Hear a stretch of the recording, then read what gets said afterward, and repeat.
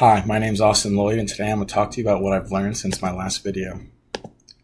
First, I'm going to talk about making great sales presentations. It's important to connect to your audience with a brief why you do what you do story that interweaves personal values to connect to your prospect. You want to maintain eye contact, positive body language, and great posture to keep your audience engaged the whole time. Next, I'm going to talk about the art of customer retention.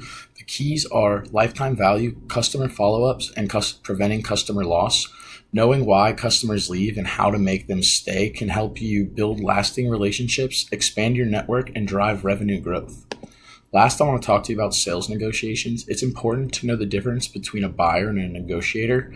Buyers have goals. Negotiators are just looking for low costs. And lastly, you want to know when and when not to negotiate. You never want to negotiate when you're not dealing with a decision maker, when what you're selling isn't a good fit for that company, or when you haven't established any value. Thank you, and have a great night.